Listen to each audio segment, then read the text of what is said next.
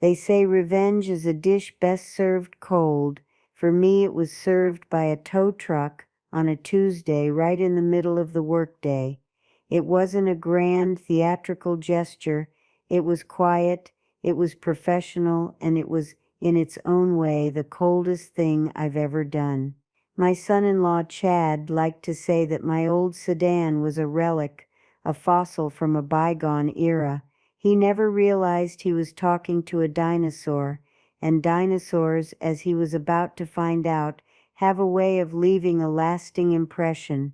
For years my life had a certain rhythm, a predictable cadence punctuated by family gatherings where I was treated as a piece of antique furniture, vaguely respected for my age, but mostly ignored and occasionally dusted off for a bit of condescending humor. The centerpiece of this little ritual was always my car.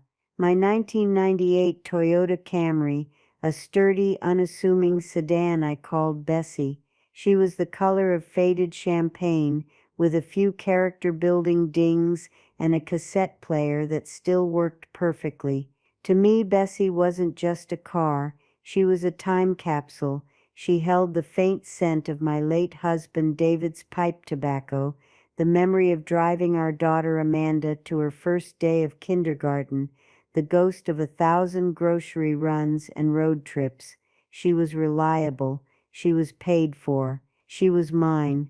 To my son-in-law Chad, Bessie was a punchline. Every Christmas, every Easter, every birthday, it was the same routine. Chad, smelling of expensive cologne and ambition, would swagger in, keys to his latest leased Jaguar dangling from his finger like a trophy. He'd scan the driveway, a smug little smirk playing on his lips. "Still driving that thing, Carol?" He'd boom, loud enough for everyone to hear. "I swear that car is older than my last 3 relationships. You should let me help you trade it in for something from this century." My guy at the dealership would give you, well, he'd give you a handshake for it anyway. The assembled family would offer up a few polite, uncomfortable chuckles. My daughter Amanda would give me a look that was a cocktail of pity and embarrassment. She'd pat my arm and whisper, "Oh, Mom, he's just teasing." But it wasn't teasing. Teasing is a shared joke. This was a public chipping away at my dignity, a constant reminder that in his world of flash and credit, I was an analog fossil. He wasn't just making a joke about my car. He was making a joke about me. He was implying I was old, out of touch, and poor. 2 out of 3 wasn't bad, I suppose. I was old, and I was certainly out of touch with his way of living. But poor, that was his most profound and most costly miscalculation.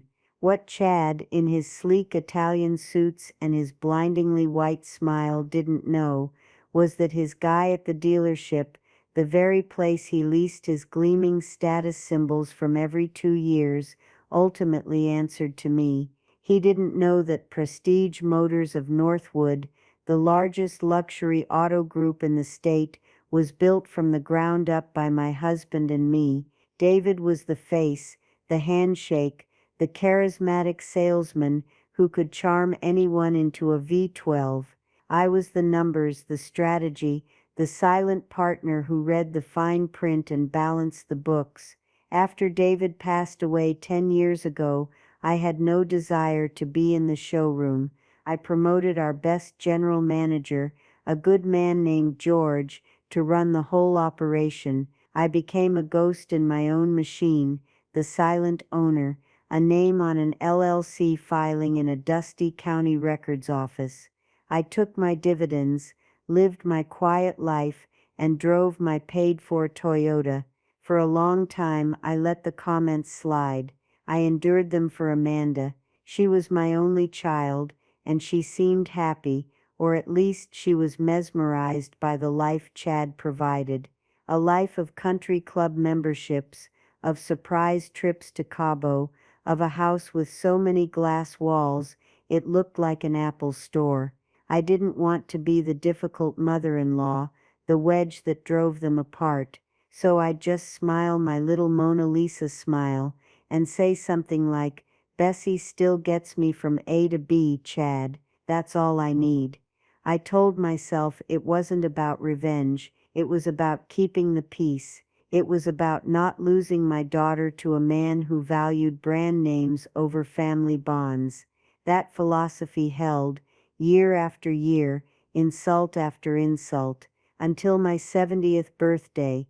Amanda and Chad insisted on throwing me a party at their cavernous minimalist home. The invitation said, "A celebration of Carol's platinum year." It felt less like a celebration and more like a branding exercise. The place was packed with their friends, people with names like Braden and Madison, who talked about their stock portfolios and their Peloton scores. My own friends, a handful of women I played bridge with, looked wonderfully out of place in their sensible shoes and colorful cardigans. The evening wore on, a blur of air kisses and small talk. Then Chad, holding a champagne flute, tapped it with a fork. The chatter died down. "A toast," he announced, his voice echoing slightly in the sparsely furnished living room. He gave a smarmy, generic speech about how wonderful it was to have me as part of the family, how I was the rock that grounded them all. I could feel my bridge friends shifting uncomfortably.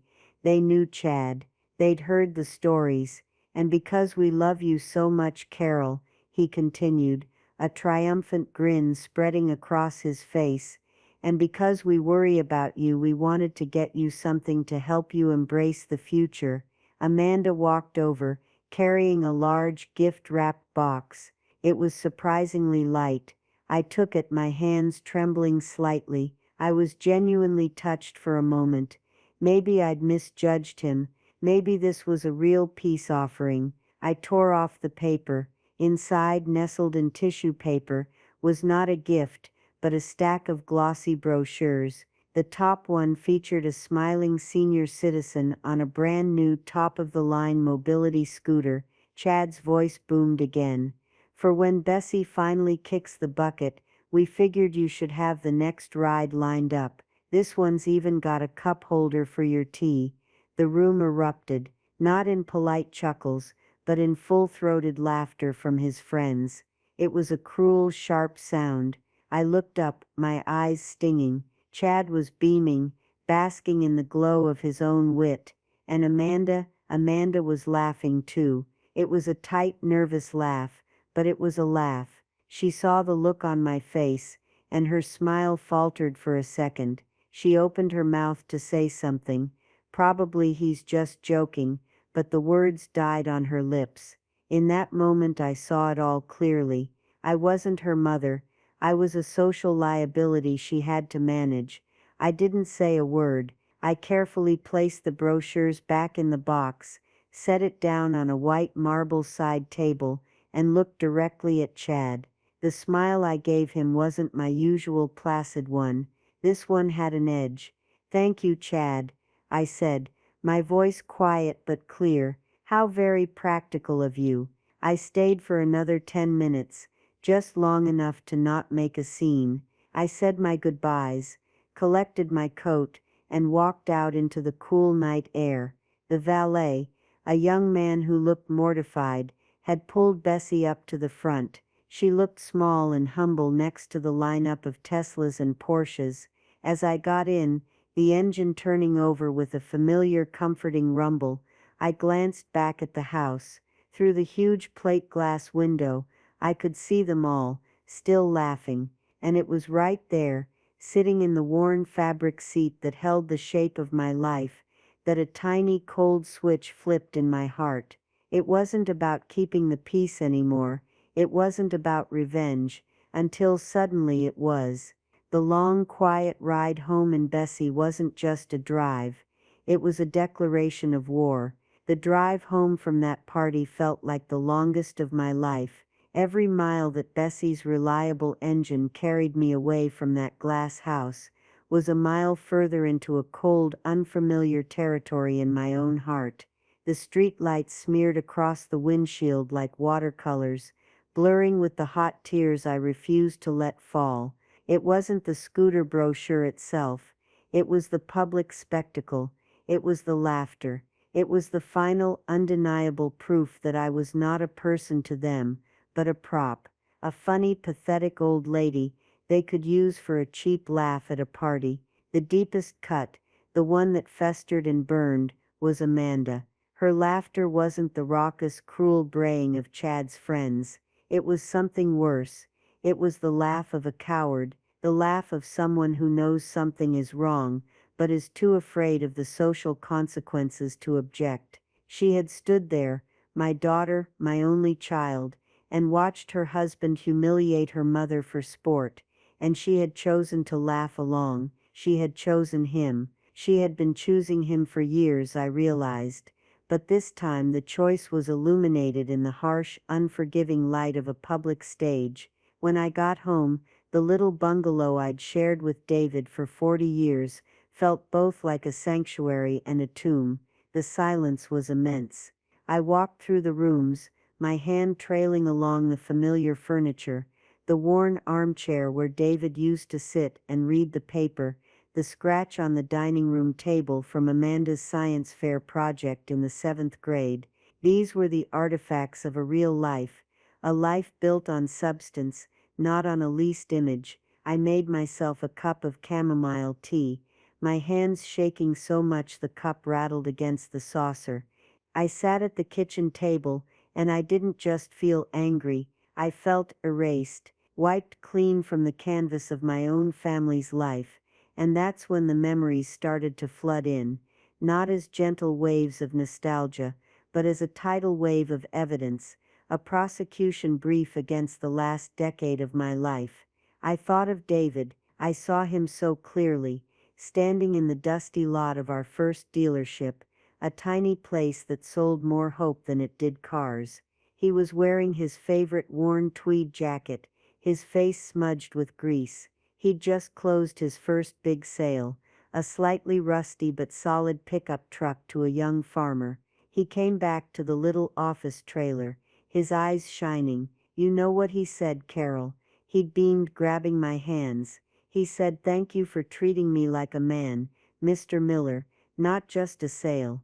That's it. That's the secret. Respect. Treat the janitor with the same dignity you give the bank president. Their money is just as green, and their soul is worth a hell of a lot more. That was the foundation of our entire life.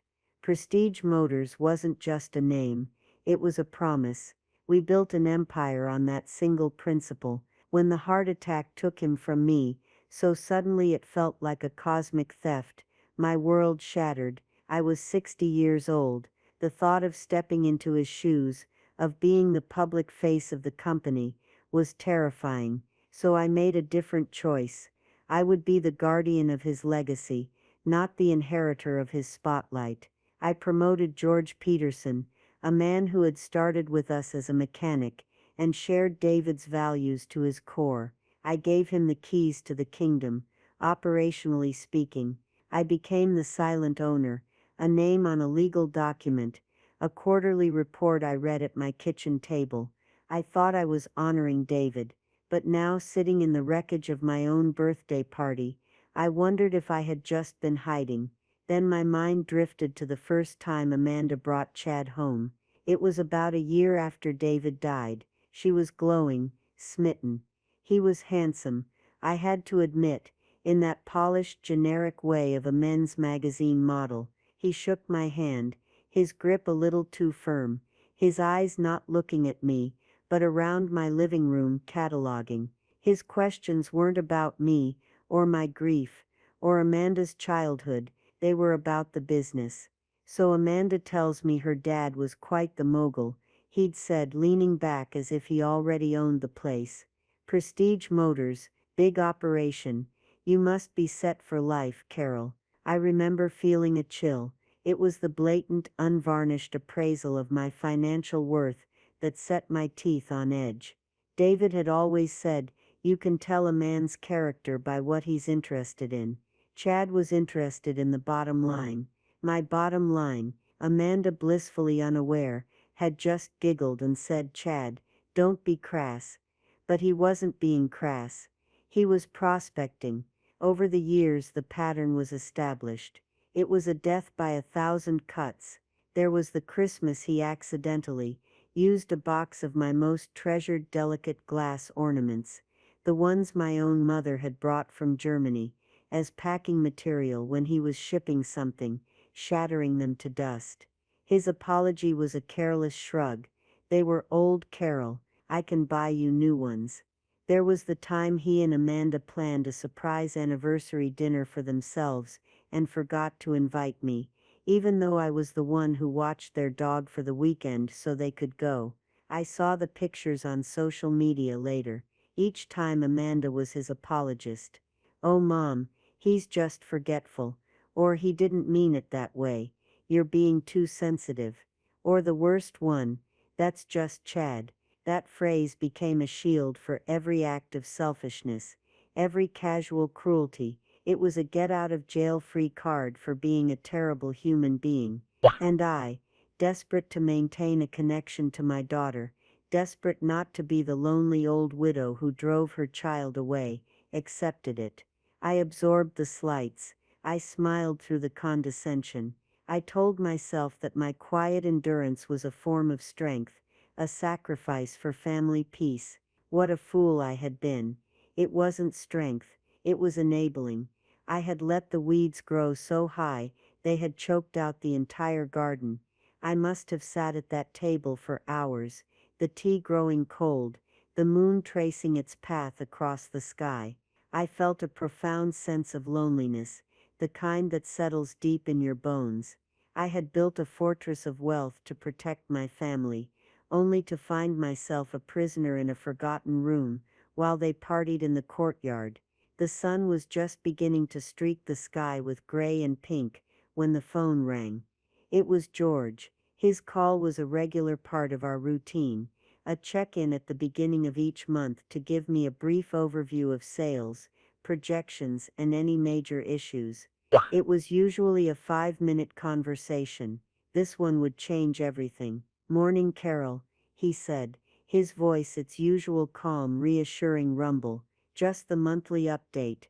Good news is the new Rover launch is exceeding all expectations. We're on track for a record quarter."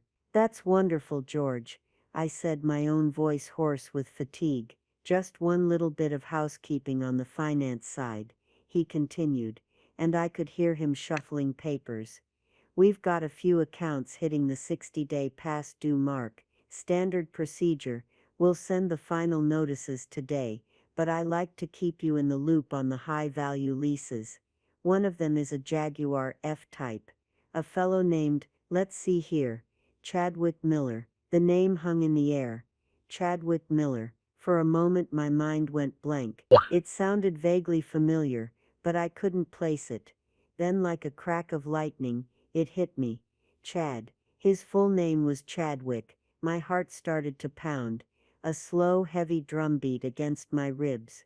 "George," I said, my voice dangerously level, "can you repeat that name?" "Miller. Chadwick Miller. Leased a British racing green F-Type convertible about 18 months ago. Made his payments fine for the first year, then it's been spotty. He's now 62 days past, due on his third consecutive payment." I closed my eyes. The universe, it seemed, had a wickedly ironic sense of humor. The man who mocked my paid-for, reliable transportation was driving a car he couldn't afford. His entire identity, the gleaming chariot he used as a weapon against me, was a facade built on bad debt. My debt. "Tell me about his file, George," I said, and the weariness in my voice was gone, replaced by something cold and sharp. "Well," George said, a little surprised by my tone. "Standard stuff. Good credit score at the time of leasing, though it looks like he carries a lot of revolving debt. Income verification checked out. He's a VP at some tech marketing firm. No red flags at the time." "Is the lease in his name only?" I asked, a sudden crucial thought occurring to me. There was another pause, more rustling of paper. "No, actually. It's a joint lease, co-signed by and Amanda Miller." His wife, I assume.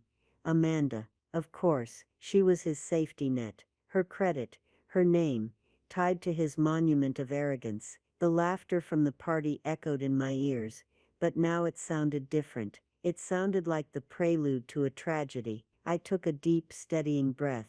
The fog of hurt and confusion that had enveloped me for the last 12 hours began to burn away, replaced by the crystal clear, icy clarity of purpose. The man had publicly shamed me. He had used my daughter to do it. And he had done it all while driving a car he was leasing from my company, a car he was no longer paying for. It wasn't just about a missed payment anymore. It was about everything. The broken ornaments, the forgotten invitations, the condescending jokes, the mobility scooter. It was a decade of disrespect, all coalescing into this one perfect, beautiful, undeniable point of leverage. George, I said, my voice as calm as a frozen lake, don't send the final notice just yet. I want to handle this one personally. We are going to follow company policy to the absolute letter. No exceptions, but I have a few specific instructions. There was a long pause. On the other end of the line, George had known me for 30 years. He had known David for longer. He knew my quiet nature, my hands-off approach. He knew something had shifted, profoundly. Course, Carol, he said finally, his voice now laced with curiosity and a hint of concern. What do you need? The sun was fully up now, streaming through my kitchen window. It illuminated the dust motes dancing in the air. For the first time in a very long time, I felt powerful. The game had been rigged against me for years, but I had just discovered that I owned the casino, and the house, as they say, always wins. The hurt was still there, a dull ache beneath my ribs, but now it had a companion, a cold, exhilarating resolve. The era of the quiet, accommodating Carol was over. The first step was to move the theater of operations. My little bungalow, filled with memories of David and a life of quiet integrity, was no place to plot a war. I called George back an hour later. Meet me at the Daily Grind on Elm Street at 10, I said. And George, don't come in a company car. The Daily Grind was a small, independent coffee shop on the other side of town, the kind of place with mismatched chairs and local art on the walls. It was the last place anyone from Chad's world would be seen. I arrived early, taking a small table in the back corner. I was wearing a simple gray pantsuit, something I hadn't worn in years. It felt like armor. When George arrived, he looked worried. He was a kind man, stout and balding, with eyes that had seen it all in the car business. He respected David's memory fiercely, and by extension he respected me, even if he found my hands-off ownership style a bit baffling. Carol, is everything all right? He asked, sliding into the chair opposite me. Your call was cryptic. I took a sip of my black coffee. George, I'm going to tell you something that I need you to keep in the strictest confidence, not just as my general manager, but as my friend. He leaned forward, his expression serious. You have my word. And so I told him. I didn't tell him everything, not the deep, painful history of 1,000 small cuts. I didn't need to. I just told him about my 70th birthday party. I described the brochures, the laughter, and the look on my daughter's face. I kept my voice even, factual, reporting the events like an incident report.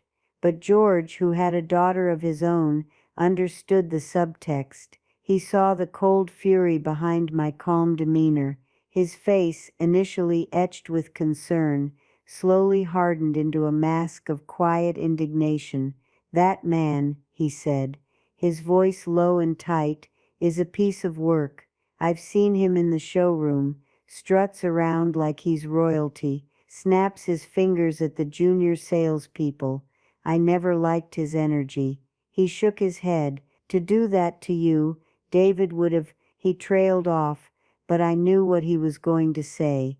David would have thrown Chad out of the house. and then out of the family. David isn't here, George, I said softly, so I have to handle this my way, quietly, methodically. I pushed a folder across the table. I want you to pull every piece of paper you have on Chadwick and Amanda Miller, the original lease application, all the credit checks, every payment record, every piece of correspondence. I also want internal notes. Any complaints from staff about his behavior. Consider it done, he said, without hesitation. My quiet ally. He was the voice of reason, but his reason was now aligned perfectly with my mission. For the next week, my kitchen table became a command center. George would drop off files in a plain manila envelope on my porch after dark.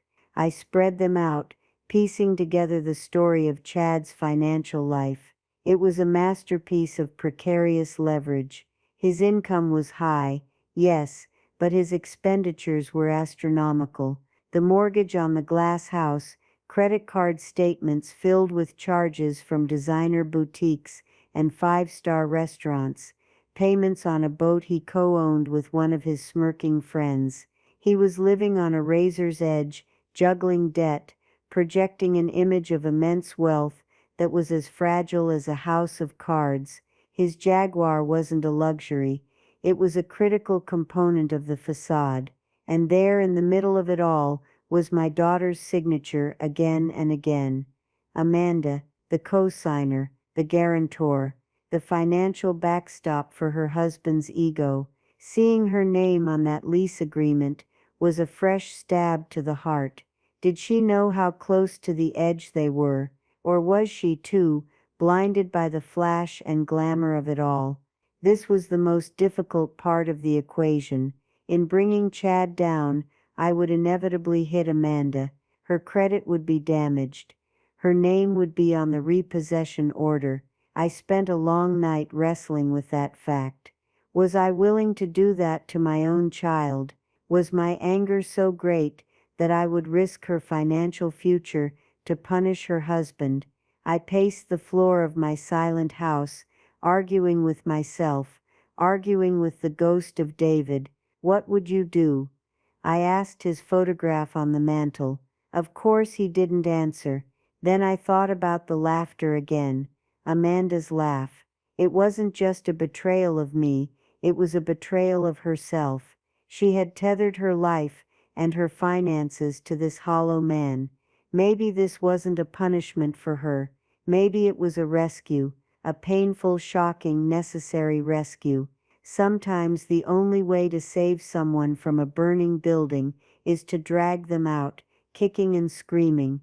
This repossession wouldn't just be an inconvenience, it would be a stress test on their entire life, on their marriage. If their foundation was solid, they would weather it. If it was as hollow as I suspected, it would crumble. It was a terrible, debatable choice, I know, but it was a choice I had to make. My passivity had enabled this situation. My action would now force a resolution. It wasn't about revenge anymore, I told myself, trying to believe it. It was about consequences. The plan itself was brutally simple. We would do nothing. We would simply follow the procedure that was already in motion. George's finance department had already flagged the account. The system was automated. The 60-day past due mark had been passed. The next threshold was 90 days. At 91 days, the account would be automatically transferred to the recovery division. A tow truck would be dispatched. There's just one thing I want to change, George, I said to him during another clandestine meeting at the coffee shop. The location of the recovery. The system probably defaults to the home address. George nodded. That's standard, usually done in the early morning to avoid a scene. I don't want it done at his home, I said, my voice cold. I want it done at his office. Midday. I want his colleagues to see. I want his boss to see. The car is part of his professional costume. I want to see him without it. George looked at me, a long appraising look. He saw the steel in my eyes. He didn't question it. He simply made a note in a small black book. The address is on the application, 1400 Corporate Plaza, Suite 900. I'll make sure the recovery agent has the specific instructions. High visibility recovery requested by ownership. Thank you, George, I said. And the agent, who do you have? Best in the business, he said. A guy named Mike, cool as a cucumber. Been doing this for 20 years. He can repo a car from the middle of a Hells Angels rally without breaking a sweat. Good, I said. Tell Mike to be polite, professional, and to give Mr. Miller my personal regards. George raised an eyebrow. You sure about that last part, Carol? A small grim smile touched my lips. Positive. The next few weeks were a strange, quiet torment. I went about my life. I played bridge with my friends. I tended to my garden. But underneath it all, a clock was ticking. Every day was one day closer to the 90-day mark. Amanda called a few times. Her voice was strained. She didn't mention money, but she talked about how stressed Chad was at work, how he was under a lot of pressure. He's been so snappy lately, she complained. Everything seems to set him off. I'm sorry to hear that, I said. My voice a perfect mimicry of maternal sympathy. He's snappy because he's broke, I thought. He's snappy because his whole world is about to implode. What was I supposed to do? Call her and warn her? By the way, dear, the man you married is a financial fraud, and I'm about to repossess his car, which will also ruin your credit. Have a nice day. No, she had made her choice. She had laughed. Now she had to live in the world she had chosen. The due date for the third payment came and went. I waited. I didn't call George. I knew he would call me. The phone finally rang 2 days later. It was him. He missed it, Carol. George said, his voice flat. I took a breath. This was it, the point of no return. For a split second I hesitated. I saw Amanda's face, her tear-streaked, confused expression, but then I saw her laughing. I saw the mobility scooter brochures. The choice was clear. Proceed as per company policy. George, I said. My voice didn't waver. And please confirm with me the moment the asset has been secured. Will do, Carol. He said. I hung up the phone and walked over to the window, looking out at my quiet, tree-lined street. Bessie was parked in the driveway, solid, dependable, real. A storm was coming for Chad and Amanda Miller, and I was the one who had seeded the clouds. The waiting was the hardest part. The day of the repossession, I couldn't sit still. I paced my small house like a caged animal, my heart a frantic drum against my ribs. I had set the gears in motion, but now I was merely a spectator to my own quiet, devastating plan. I imagined the scene playing out, visualizing it with a clarity that was both terrifying and deeply satisfying. I pictured the tow truck, not some rusty, beat-up old rig, but one of the newer flatbeds from the Prestige Motors recovery fleet. Gleaming black paint, the dealership's elegant silver logo discreetly on the door. It would pull up to 1400 Corporate Plaza, a monument of glass and steel, where Chad played the part of a high-flying executive. The truck itself would be a statement, professional, implacable, expensive.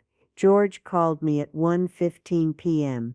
Mike's on site, he said, his voice a low murmur. He was giving me a play-by-play from his office, having patched Mike into his private line.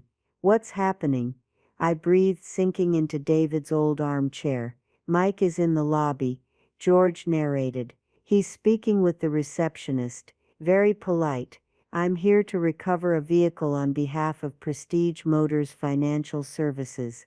A Jaguar F-Type, license plate. He's showing her the paperwork. I could picture it perfectly. The pristine marble-floored lobby, the stylishly bored receptionist looking up, her expression shifting from indifference to confusion, then to mild alarm. This was not the usual flower delivery. She's calling up to his office. George continued, putting him on the line with Mike. Okay, Mike's talking to him now. I can hear Miller yelling through the phone. Mistake, some kind of clerical error. You can't do this. I closed my eyes, a grim smile touching my lips. Of course that would be his first reaction. Blame someone else. It couldn't possibly be his fault. Mike is being very calm, George said. He's just repeating the facts. Sir, the account is 94 days past due. We've sent multiple notices. I have a legal repossession order. I just need the keys. Miller is refusing. He's yelling about his lawyer. What does Mike do now? I asked. Standard procedure for a non-cooperative recovery. He has a master key. He's telling Miller, Sir, you can give me the keys, or I can take the vehicle without them. The choice is yours, but the car is leaving. Now he's hanging up and heading out to the parking garage. The receptionist is trying to stop him, but she can't. He's got the paperwork. The silence on the phone stretched for a few minutes. I could hear the faint sound of George breathing. Then, okay, he said, his voice tense. Mike's got it. He's in the executive garage. He's found the car. The alarm is going off. People are coming out of the stairwell to see what's happening. This was it. The public humiliation. Not with a joke and a brochure, but with the shrill, undeniable scream of a car alarm, and the slow, inexorable winching of a prized possession onto the back of a tow truck. Chad's colleagues, the other VPs and executives he worked so hard to impress, would be lining the windows of the garage, watching his status symbol being hauled away like common trash.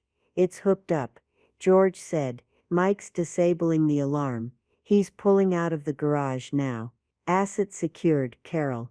Thank you, George, I whispered. I felt a wave of something. Not joy, not glee, just a profound, hollow sense of finality. The first domino had fallen. It took less than 10 minutes for my phone to ring. The caller ID flashed. Chad. I let it ring 4 times, then answered.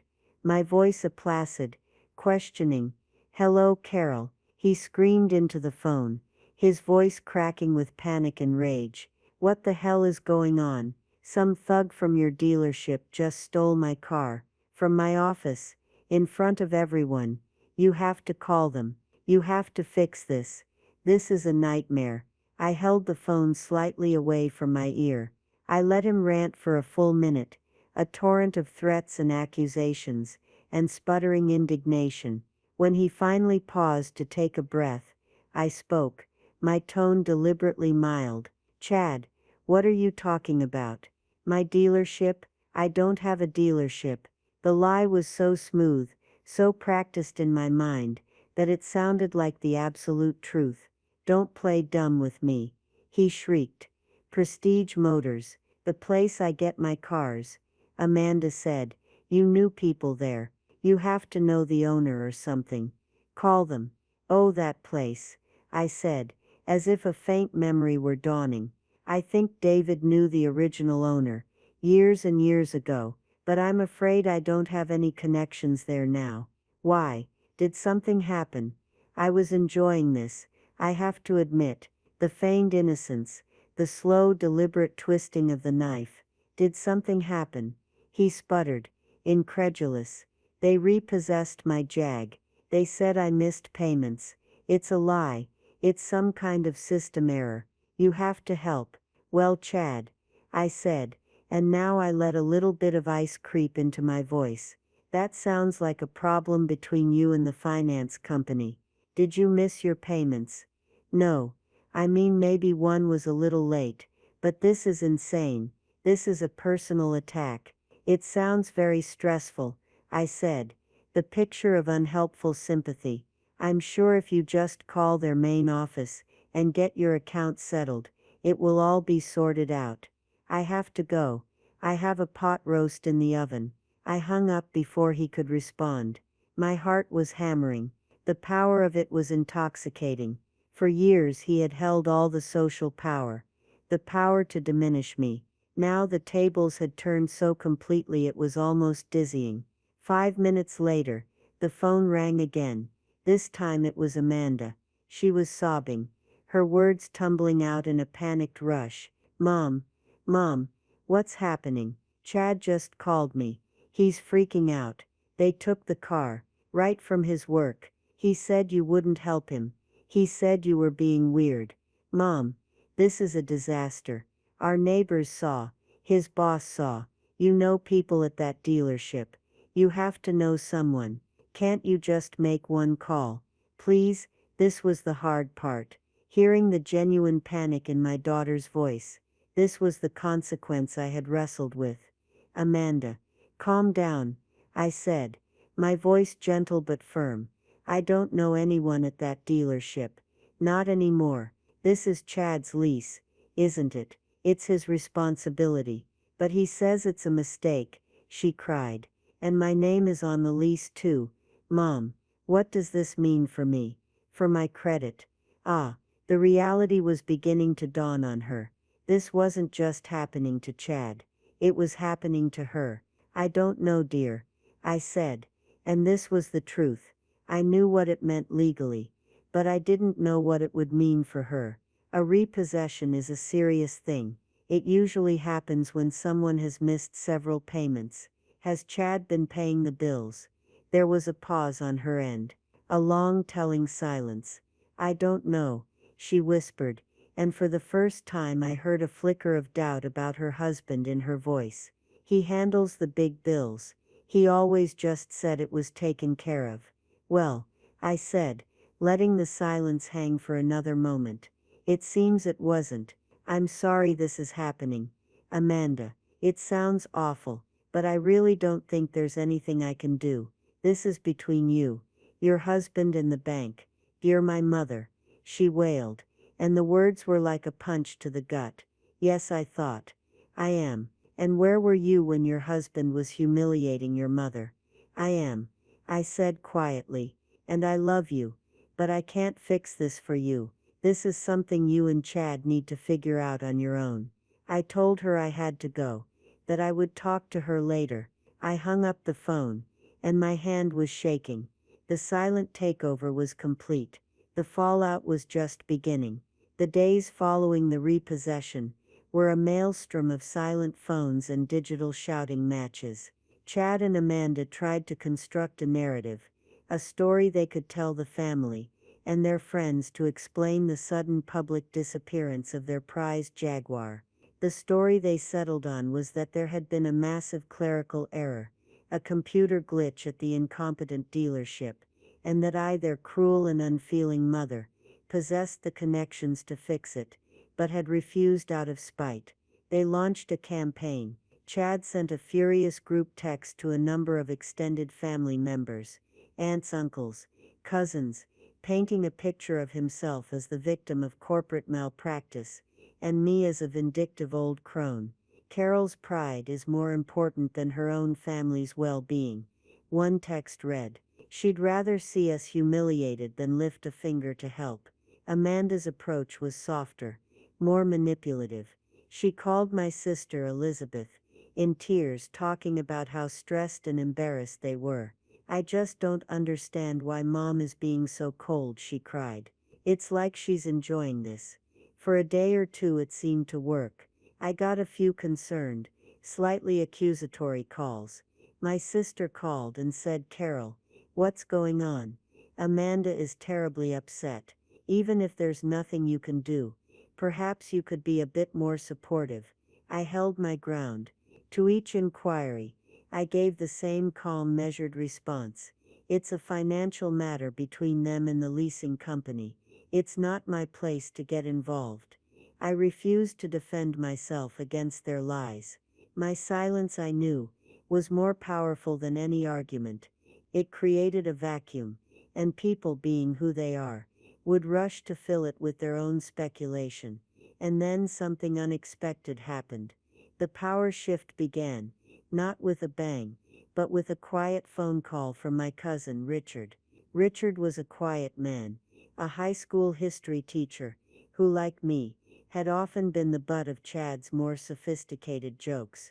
Chad loved to mock Richard's decade-old station wagon, and his passion for Civil War reenactments. "Carol," Richard said, his voice hesitant. "It's Rich. I got that text from Chad." "I'm sure you did," I said, bracing myself for a lecture. "Listen," he said, and I could hear a smile in his voice. "I just wanted to say good for you." I was so surprised I couldn't speak for a moment. "What?" "I never liked the way that guy treated you," Richard continued, gaining confidence. "Or any of us, for that matter. Thinks he's lord of the manor. The story he's spinning about a clerical error. It sounds fishy. Guys like that don't get their fancy cars towed for no reason. So whatever you did, or didn't do, I'm on your side." That call was the first crack in the dam. A few other family members, the ones who lived outside Chad and Amanda's glittering social circle, started to see through the narrative. They had all witnessed Chad's arrogance firsthand. They had all seen the condescending way he treated me. My refusal to engage in the drama, contrasted with Chad's frantic blame-shifting tirades, started to make them wonder who really sounded like the rational party here. Meanwhile, Chad's desperation was escalating into a full-blown panic. The loss of the car wasn't just an embarrassment, it was a critical blow to his professional image. A few days after the repossession, he showed up at my house. I saw his rented Ford Focus pull up through my living room window, and my stomach clenched. I wasn't afraid, but I was preparing for a confrontation. He stormed up to my front door and hammered on it with his fist. "Carol, we need to talk." I went to the door but didn't open it. I spoke to him through the locked screen. He looked terrible. His expensive suit was rumpled, his hair was a mess, and his face was pale with a sheen of sweat. "There's nothing to talk about, Chad," I said calmly. "Don't give me that," he snarled, his voice dropping to a harsh whisper. "You did this. I don't know how, but you did. You're trying to ruin me. What do you want? Money? An apology? Fine. I'm sorry I made a few jokes about your stupid car. There. Are you happy? Now call your people and get my Jaguar back." It was the most insincere, pathetic apology I had ever heard. It wasn't born of remorse. It was born of desperation. He didn't care that he had hurt me. He cared that he had been inconvenienced. "Your apology is not accepted, Chad," I said, my voice as cold as the glass of the door between us, "because it isn't real. And for the record, my car is not stupid. It's paid for. I suggest you leave my property before I call the police." His face contorted with rage. He looked like he wanted to break the door down, but he just stood there, sputtering, defeated by a locked screen and a 60-year-old woman in a cardigan. He finally turned and stomped back to his sad little rental car, slamming the door so hard the whole vehicle shook. Phase 2 of their counterattack was Amanda. She came the next day, alone. She didn't bang on the door. She just sat on my front steps and cried. It was a calculated performance, and a good one. It almost broke my heart. I finally opened the door. She looked up at me, her face blotchy and tear-stained. "Mom, how could you?" she whispered. "How could you do this to us? To your own family? We're going to lose everything. They're talking about it at Chad's work. Our friends are asking questions. You're ruining our lives over a stupid car." I sat down on the step next to her, leaving a careful foot of space between us. "This was never about a car, Amanda. You know that," I said gently. "This was about years of disrespect, years of you standing by and letting your husband treat me like a punchline. This isn't me doing this to you. This is the consequence of Chad's actions, his irresponsibility, his arrogance. But you could have stopped it, she insisted. One phone call. Why should I? I asked. A genuine question. Why should I protect a man who has shown me nothing but contempt? And more importantly, why would you want me to? Do you have any idea what else he's been hiding from you? Do you know the state of your own finances? She flinched as if I'd slapped her. That's none of your business, she said weakly. My name isn't on his lease, Amanda, I replied. Yours is. So yes, I'd say it is your business. You hitched your wagon to him. You have to ride where he takes you. She stood up, wiping her eyes with the back of her hand. The performance was over. I can't believe this, she said, her voice turning hard. My own mother, you've become a bitter, cruel old woman. No, Amanda, I said, standing up to face her. I've just stopped being a doormat. She left without another word. The power had well and truly shifted. They had tried bullying, pleading, and emotional blackmail, and none of it had worked. I was no longer a pawn in their game. I was an immovable object. Their frantic noise was breaking against my wall of silence, and the cracks were showing not in me but in them. Their world, built on the unstable foundation of image and debt, was beginning to tremble. After a week of their failed tactics, the silence from their end became deafening. The angry texts stopped. The pleading phone calls ceased. I knew this wasn't an armistice. It was a retreat to formulate a new, more desperate strategy.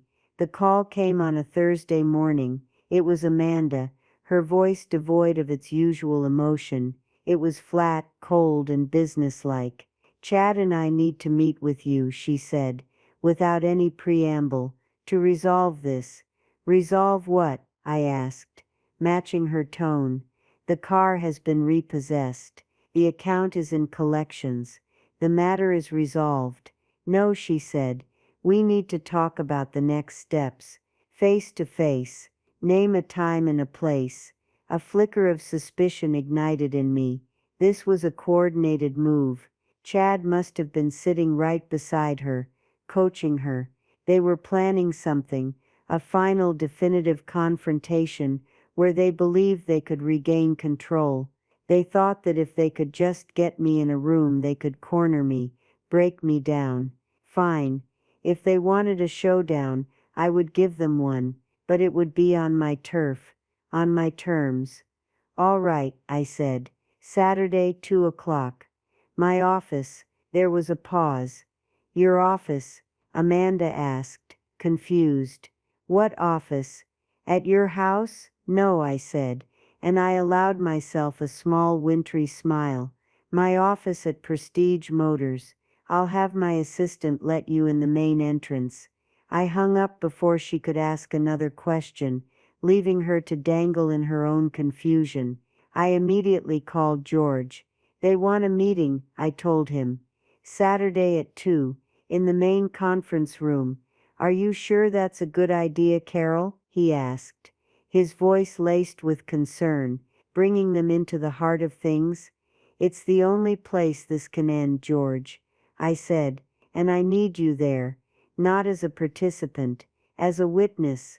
I'll be there, he said simply. The next 2 days I felt a strange sense of calm. The decision was made. The confrontation was set. I spent the time not in anger or anxiety, but in quiet preparation. I went to the bank and retrieved a key to a safe deposit box I hadn't opened in almost a decade. Inside, nestled amongst David's will and some old stock certificates, was the document I was looking for, the original 1985 partnership agreement for Miller and Sons quality used cars, signed in David's bold, flourishing script and my own neat, careful cursive. I made a crisp, clean copy. Then I had George email me the most recent ownership statement for the Northwood Automotive Group LLC, the parent company of Prestige Motors. The document was stark and simple. Sole proprietor Carol Miller. I printed it and placed both papers in a slim leather portfolio. Saturday arrived, a crisp, bright autumn day. I drove Bessie to the dealership, parking her not in the customer lot, but in my own reserved spot by the back entrance, a spot that had sat empty for 10 years. Walking through the quiet, empty halls of the dealership on a weekend felt strange, like walking through a museum of my own life. I met George in the main conference room.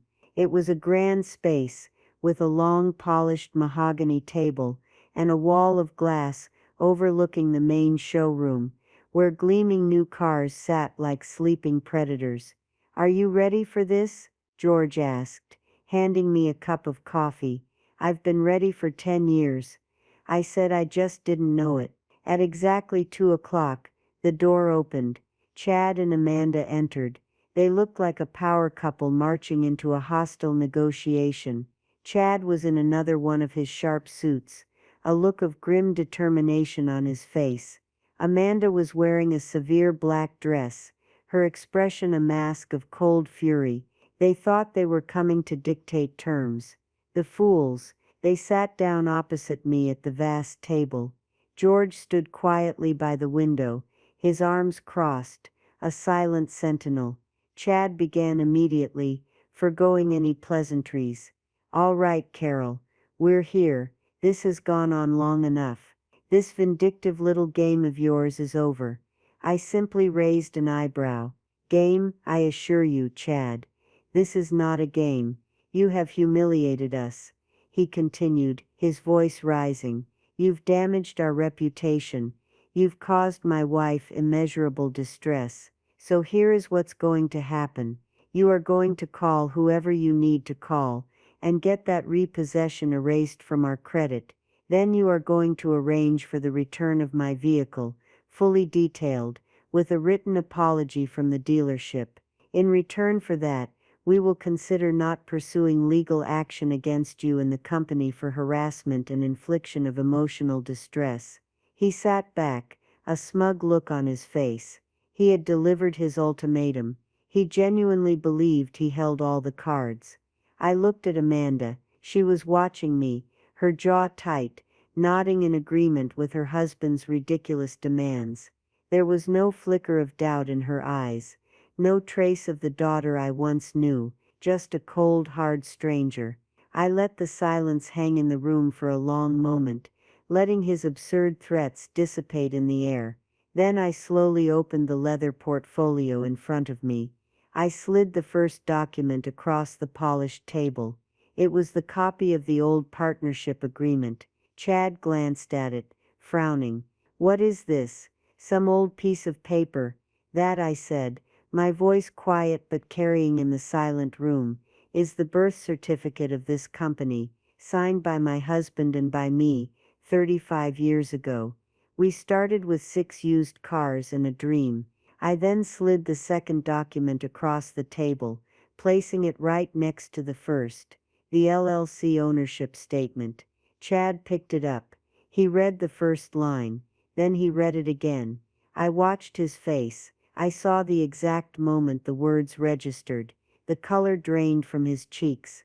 His smug confidence evaporated, replaced by a slack-jawed, horrified disbelief. He looked from the paper to me, his eyes wide with a dawning, sickening understanding. He looked at the gleaming showroom floor, at the name Prestige Motors on the wall, and back at me, the quiet old woman in the simple gray pantsuit. Amanda, seeing the look on his face, leaned over and read the paper. Her reaction was different. It wasn't shock. It was a deep, soul-crushing wave of humiliation. Her whole body seemed to sag. The mask of fury crumbled, revealing the terrified, foolish girl underneath. "You see, Chad," I said, my voice as calm and steady as a surgeon's hand, "there are no peoples for me to call. There is no secret owner I have to appeal to.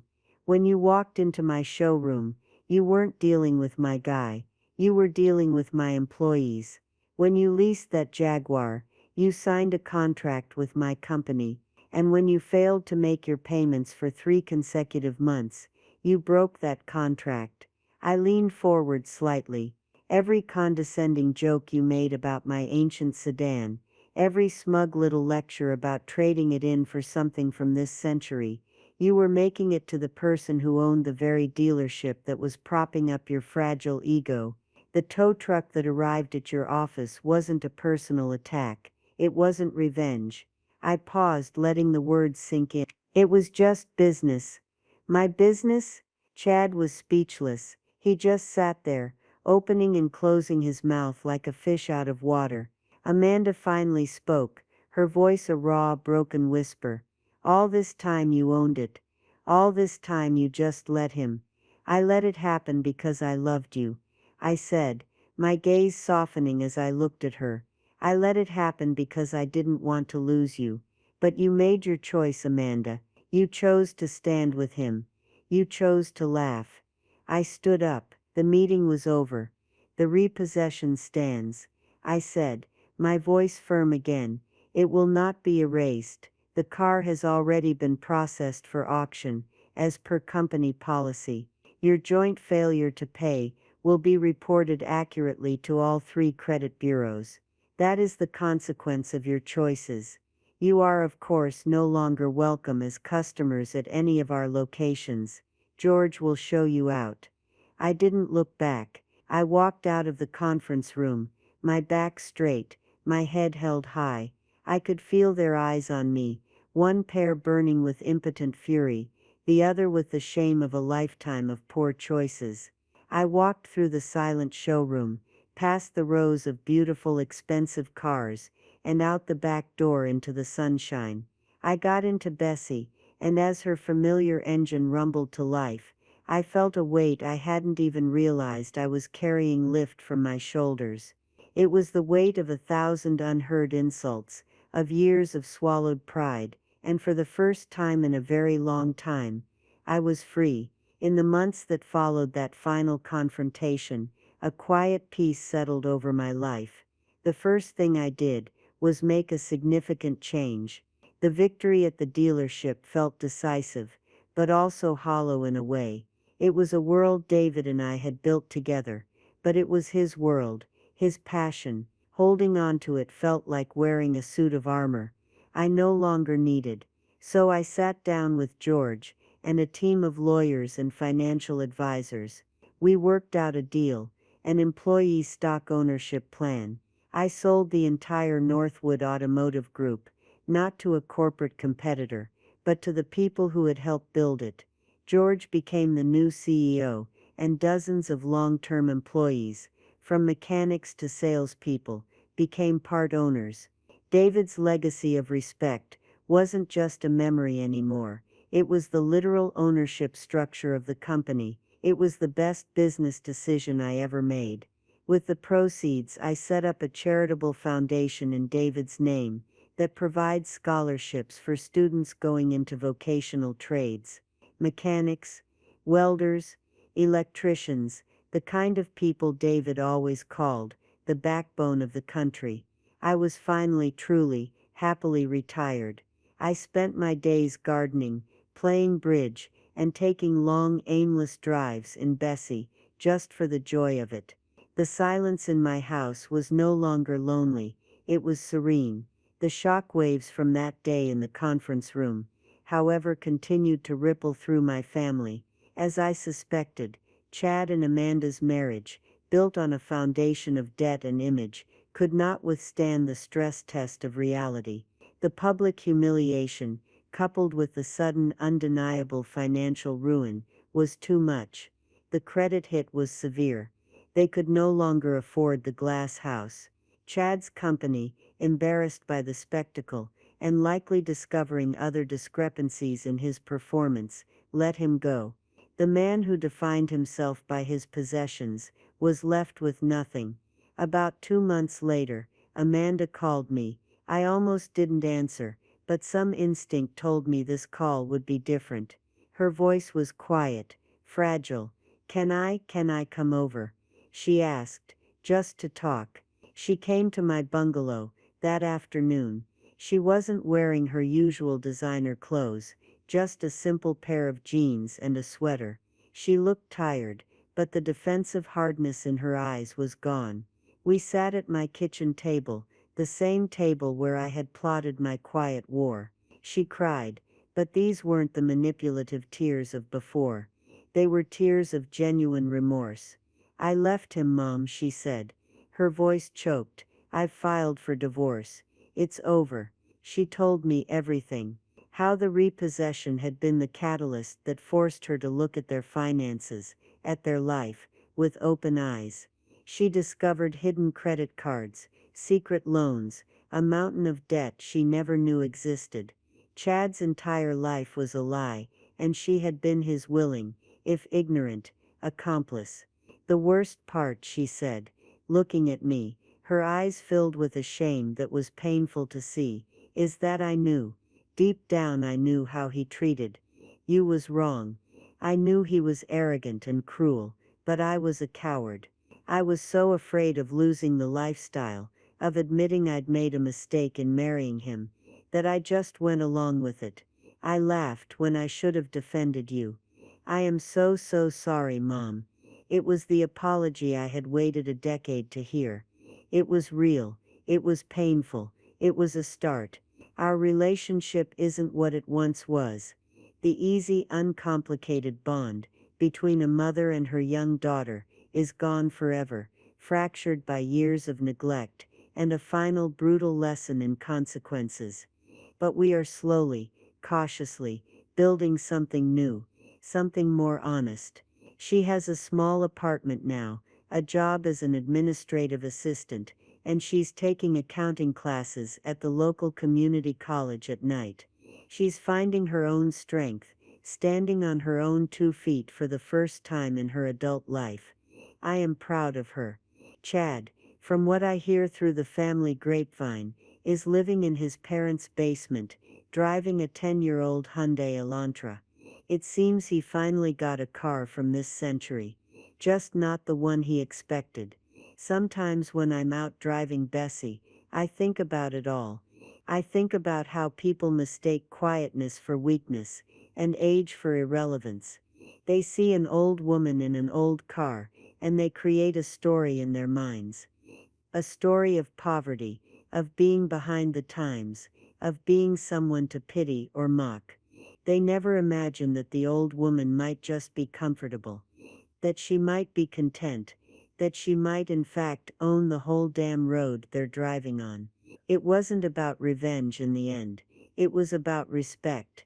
Respect for my husband's legacy, respect for my own life, and the hard-earned respect my daughter is finally learning to have for herself. You should never judge a book by its cover. And you should definitely never ever judge a woman by her car. So what do you think? Did I go too far by letting the repossession affect my daughter? Or was it a necessary lesson for both of them? The only way to break a toxic cycle? I've wrestled with that question myself, and I'd be interested to know your thoughts in the comments below. And if you found some satisfaction in this story of quiet karma, please do give this video a like, and subscribe for more stories about how the quietest people can sometimes make the most noise.